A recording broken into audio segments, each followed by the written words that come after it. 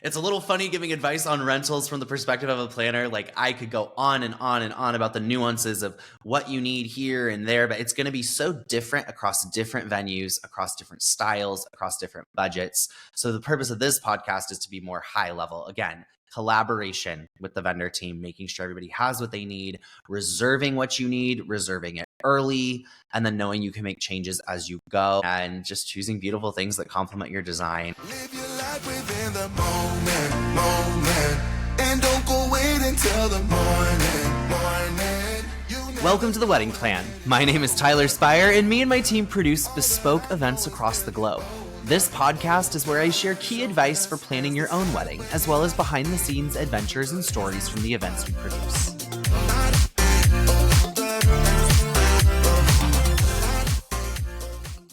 Hey friends, and welcome to The Wedding Plan. We're at an exciting point in the season where, so far we've been discussing booking specific vendors, building the right team, everything from photo to food and beverage, setting ourselves up for success in the beginning, and all the various things. Now we get to transition to one of my favorite parts, and that is sort of bringing the design and the vision to life. Now, obviously, design and vision are a key part in selecting the vendors you've been selecting so far, but now it's kind of getting a little bit more into the creative realm, which is really fun and one of my favorite parts of the entire process.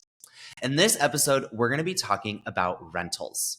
So what I do want to say is, like in any other category of wedding planning, it's going to look a little different in different markets, and it's also going to look a little bit different at different venues.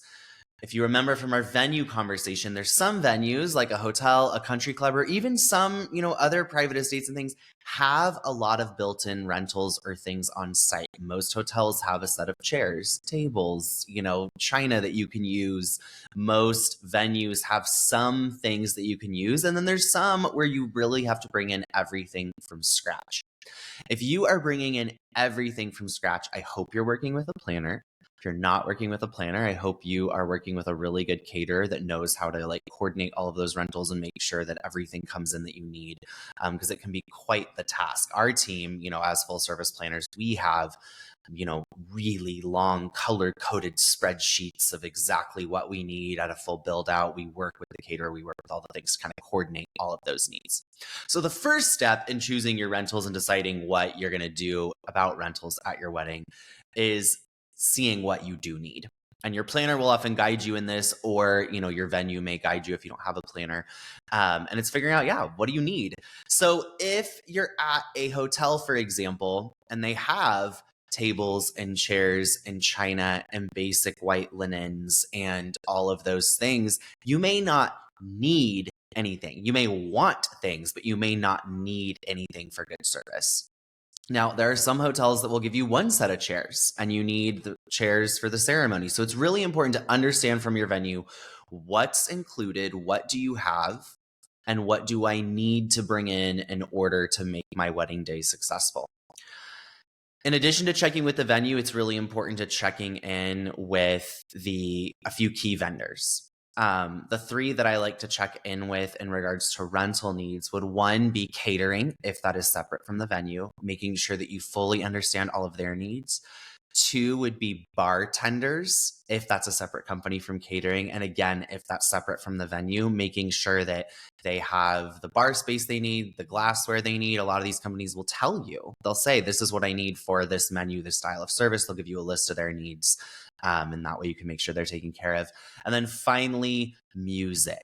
If you have a DJ, ask, do you need a DJ table? Are you bringing a booth? What are you, what's your setup like? What do you need from me in terms of rentals? With a band, it's usually a little bit more involved, making sure you have the right stage size and things like that. And if you have checked in with food, beverage, and music, often that covers your bases in terms of vendors that need rentals. Now, obviously, there are some nuanced vendors, other vendors that may need something. Hopefully, they're communicating that with you. But you want to figure out all your needs. Then we want to start focusing on, what are the things we want to make this event extra special and extra beautiful? To make sure our needs are covered, usually that means we need some sort of ceremony seating. That usually means at cocktail hour, we have a bar, some cocktail tables. It's really important to make sure that you always have seating available. Sometimes at a cocktail hour, I'll have clients be like, I just want a few high boys. And I'm like, no, we need to have seating available for any guests who are handicapped, who are elderly, or even if you don't have any elderly or handicapped guests, just for any guests that have been on their feet and just really feel like they need to sit. Maybe they wear an uncomfortable pair of shoes. I don't know. But always making sure there's some sort of seating available is important. And then we move into dinner. You need to make sure you have tables, chairs, linens, china, glassware, another bar. You want to make sure you have a dance floor.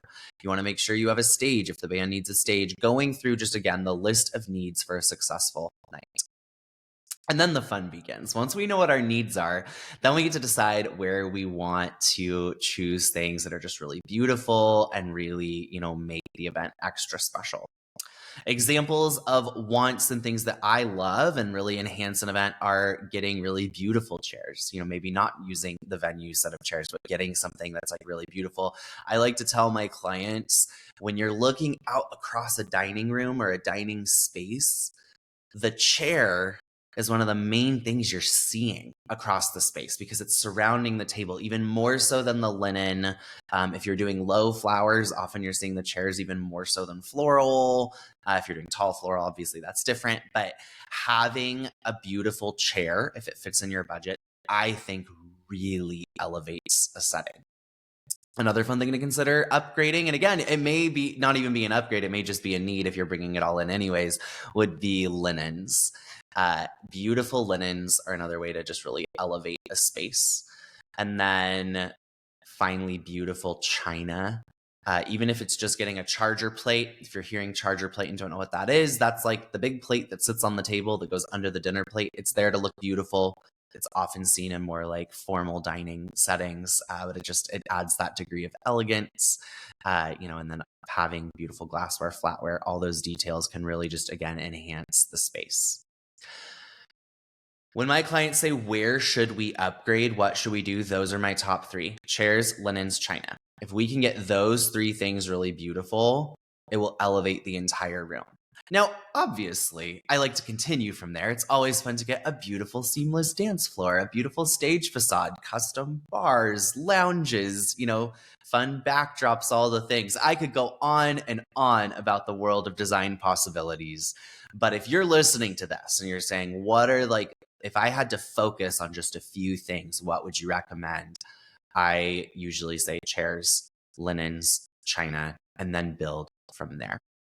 Another bit of advice I have surrounding rentals is, a lot of times, couples, you're newly engaged, you're looking at things and maybe you're booking a venue at a private estate or somewhere like that, and you're going to need rentals. So you go online and you look at the rental company and you kind of start looking at costs, and it's really easy to kind of get sucked into those line item costs, but it's really important to get a full quote for rentals before you kind of narrow in on the cost, because often the costs that are listed online are the per unit cost of that item, but that's not accounting for labor, delivery, damage waivers, taxes, just any of the other fees that come along with rentals. And those fees are important, right? We need, you rent the items, but then sometimes there's setup fees. Sometimes if you're having a late night pickup, it's more expensive than if they're picking it up the next morning. If you have a very specific window of time they need to be delivered, for example, you get access to your venue for one day and the rentals need to be there between 9 a.m. and 10 a.m., no exception. That's going to be more expensive than showing up at any point during the morning the day prior in most markets. And so getting a really accurate rental quote is important to understand all of those fees. I've had clients approach me and be like, oh yeah, we definitely want, these nicer chairs. They're only $20 a chair. That's great. And I'm like, wait. Yes, it's $20 a chair, but then there's going to be a setup fee, delivery, pickup, a damage waiver. So it's going to actually net to more than that once all is said and done. Part of our planning process is also talking with the venue and the rental company about realistic amount of times needed for setup. Now, we've been doing this for years, and I can kind of look at a design and look at what's coming in and know about how long it's going to take to set up. But if you, again, as a couple, you're planning your own wedding or you're working with maybe a newer planner or something like that, it is so important to talk to the venue and or the rental company and say, hey, based on what we have, how long is this setup going to take? Because it's important to make sure that you allocate enough setup time, and then also on the flip side, enough cleanup time into your venue contract. And like there, for example, there are some venues where there's such a short amount of time to set up, and I'll have couples that'll say, I want lounges on the rooftop and I want this and that. And I'll say, unless we pay for extra hours of setup, I can't accomplish that in that amount of time. And that falls into rentals, right? And choosing what works and things like that. The key with rentals is it needs to be a collaborative approach between planner, between clients, between food and beverage and music, and making sure that the things you're picking, if they look beautiful, also make sense for what they're being used for, right? If you're picking dishes, you want to make sure that those dishes work for the chef who is preparing your food. If you're picking really cool glassware, you want to make sure it's going to actually work for the cocktails that your beverage team is making, right? I love, a good, beautiful, colorful glass. There's some really cool, unique things out there. But if you're having like a grapefruit, Paloma, kind of that pink color drink, and you put it in like a green glass, that color of the drink in that glass looks really funky, in my opinion. And so again, this is one of those conversations with a bartender. You want to be like, okay, like what I want colorful glassware. What drinks make sense in a colorful glass? If you're, serving a really cool specialty cocktail, you want to make sure it's in a glass that works for the bartender. And it goes on with the chef. And then also, with music, making sure you have the right tables and or stage size and or green room things, everything you need for the musicians, making sure the musicians have shade. That's always a big one. And then working with the food and beverage team, again, to make sure it's all there, all accounted for, especially at a full build out. It all shows up, and often, you're in the middle of nowhere and you have one truck showing up with everything. So you just want to like really make sure it's a collaborative approach, and that everyone who needs to have had eyes on it has eyes on those rental orders and approves them before wedding day. Lastly, a strategy with rentals that applies to most rental companies, most that I have worked with in my career, and I think it's a really good one, is I like to book rentals nice and early. I like to choose what we want. I like to get the order in. I like to make the deposits. I like to make sure that the inventory is held, because most rental companies have limited quantities of various items. Again, this may be different in a really large city, but especially if you're in a smaller town or things like that, there's limited quantities, and you want to make sure that you reserve the labor, you reserve the supplies, and then most rental companies, again, read the contract before you sign it, will allow you to make changes up until a certain date before the wedding. You're allowed to reduce, you're allowed to increase. Some have no restrictions on the amount of reductions or increases. It's just all subject to availability. And others have, like you can reduce by 15%, or you can't, like whatever it is. It's important to read that contract and know what you're allowed to reduce and do, because what we'll often do is if there aren't restrictions, we'll reserve everything we want. And then if the client's like, I'm just not sure if I want this bar or this bar, we'll be like, okay, let's reserve one. Let's pick one for now. And then if we change our mind later, subject to availability, we'll switch it to the other one. It's no big deal. Most of the time, that's totally fine. Or if you're like really torn between like, do I want the nicer chairs or do I like the ones at the hotel? I'm kind of like, just don't know where my budget's going to land. I want to see what I want to do. Reserve the nicer chairs. And then if push comes to shove and budget isn't working out in the direction you wanted it to be, then you can drop them later. Again, subject to the contract and what you're allowed to do and what you're not allowed to do. So you want to make sure you kind of know that. But in general, that's our strategy, is reserve it if you think you want it. Let's get it on the contract. Let's secure the labor from the rental company. And then we can always go back later and revise as we get closer. And revisions are important, right? Your guest count may fluctuate. Another tip with rentals is if your guest count starts to increase, reserve the amount of your full guest count so that we can reduce later. Instead of, I had a wedding where this happened. They were like, we're not going to be above 150. We're not going to be above 150. And all of a sudden RSVPs start coming in and we're getting closer to 200. And we had to scramble at the last minute, and we had to like add all these rentals, and the China pattern we wanted wasn't available in that big of a quantity. So we had to start alternating China patterns, and it created this whole situation where we had to react at the end and make it all happen. And it did all happen, and it was amazing. But all of that would have been avoided if we just would have reserved everything at 200 and then we landed there. Or if they ended down at 150, we could have reduced, again, subject to that contract. So if in doubt, reserve your full guest count, what you think you will want, and then know in most contracts you can go and make revisions later. It's a little funny giving advice on rentals from the perspective of a planner. Like I could go on and on and on about the nuances of what you need here and there, but it's going to be so different across different venues, across different styles, across different budgets. So the purpose of this podcast is to be more high level. Again, collaboration with the vendor team, making sure everybody has what they need, reserving what you need, reserving it early, and then knowing you can make changes as you go. And just choosing beautiful things that complement your design.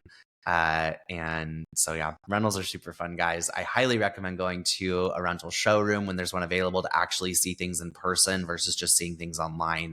Being able to hold that glass, sit in that chair, touch that linen, I think is really fun. And often when we go to a showroom, we end up falling in love with something that maybe we didn't see online, or maybe that online it looked in one color, but then you saw it in person, you're like, no, this is it. I love it. So yay. Well, next episode, we're going to start talking about lighting, which is another really fun kind of element of design. And then we're going to move on to florals and keep going on this fun kind of conversation around the vendors that bring your wedding design to life. Live your life within the moment, and don't go wait until the morning. You never know when it is over. All that I know is we'll get older. So let us dance this night away.